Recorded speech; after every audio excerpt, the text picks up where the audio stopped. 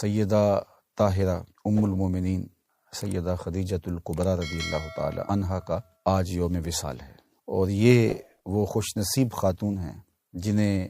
سب سے پہلے اسلام لانے کا اعزاز نصیب ہوا،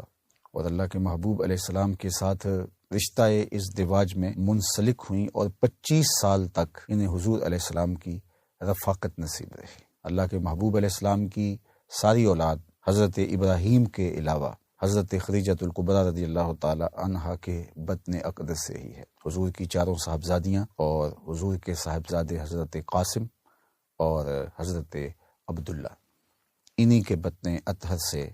اللہ کے محبوب علیہ السلام کو عطا کیے گئے۔ حضرت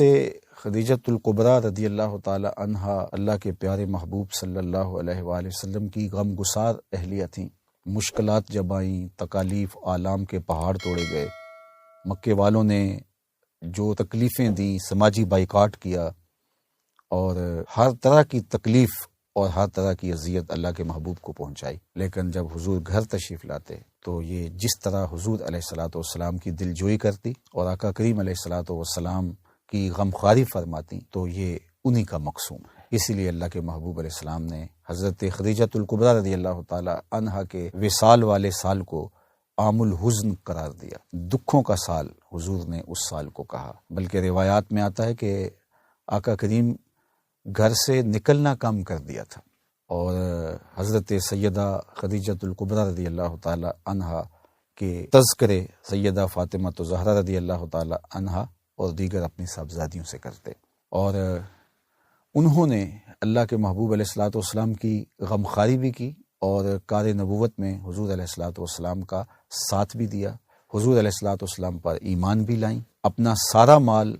حضور علیہ السلام کے قدموں میں ڈھیر کر دیا اور کہا کہ یہ اب میرا نہیں، یہ آپ کا ہے، اور وہ سارا مال اعانت اسلام کے لیے صرف ہوا، غریبوں کے لیے، لاچاروں کے لیے، کمزوروں کے لیے، اراملہ، یتامہ اور مساکین کے لیے وہ سارا مال خرچ ہوا۔ بلکہ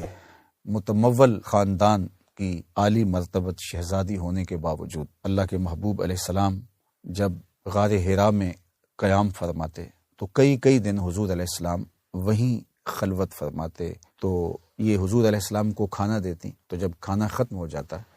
تو یہ گھر سے کھانا تیار کرتی، تو وہاں چوٹی پر لے جا کے حضور علیہ السلام کو پیش کرتی۔ ایک دن برتن میں کھانا باندھا، اور حضور علیہ السلام کو کھانا پہنچانے کی غرض سے اس چوٹی پر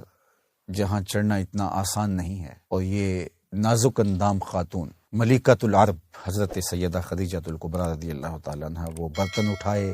کھانا اٹھائے، پہاڑ پہ چڑھ رہی، ابھی غار حرا میں نہیں پہنچتی کہ جبریل امین حاضر خدمت ہوتے ہیں، اور حضور کو اللہ کا سلام دیتے ہوئے حضرت جبریل عرض کرتے ہیں کہ حضور، حضرت خدیجہ برتن میں سالن اور روٹی لیے وہ یہاں پہنچ رہی ہیں، تو جب وہ یہاں پہنچیں تو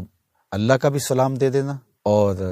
حضور میرا بھی سلام دے دینا، اور انہیں بشارت دینا کہ اللہ نے جنت میں ان کے لیے موتیوں کا ایسا محل بنایا ہے جس کے اندر کوئی شور نہیں ہوگا اور کوئی اس میں پریشانی نہیں ہوگی۔ اللہ اکبر۔ ام المومنین سیدہ عائشہ رضی اللہ تعالیٰ عنہ فرماتی ہیں کہ مجھے کبھی بھی کسی خاتون پہ رشک نہیں آیا تھا سوائے ام المومنین حضرت سیدہ خدیجۃ الکبریٰ رضی اللہ تعالی عنہا کے علاوہ مجھے کبھی کسی پہ رشک نہیں آیا تھا۔ تو اللہ کے محبوب کثرت سے ان کا ذکر کرتے، اور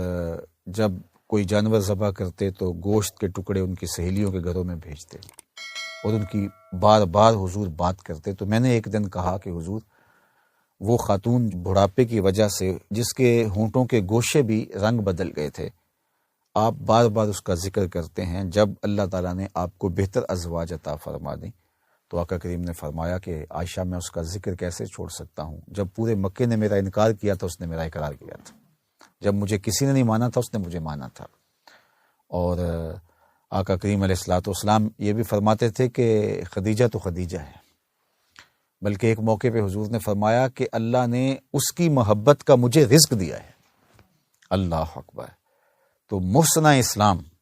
حضرت خدیجۃ الکبریٰ، جن کی وساطت سے اس کائنات کو سیدہ زہرا پاک سلام اللہ علیہا نصیب ہوئیں، اور پھر اللہ نے ان کی وساطت سے حسنین کریمین کے ذریعے سے اس امت کے گرتے ہوئے پرچم کو تھامنے کا اہتمام فرمایا۔ ہمارا سلام اس ام المومنین کو کہ جو حضور کے قلب اطہر کا چین اور حضور کے لیے باعث راحت اور باعث قرار تھیں، تو آج یہ مبارک دن ان کی یادوں کو تازہ کر رہا ہے، تو میں نے سوچا کہ آج اس موضوع پر بھی کچھ بات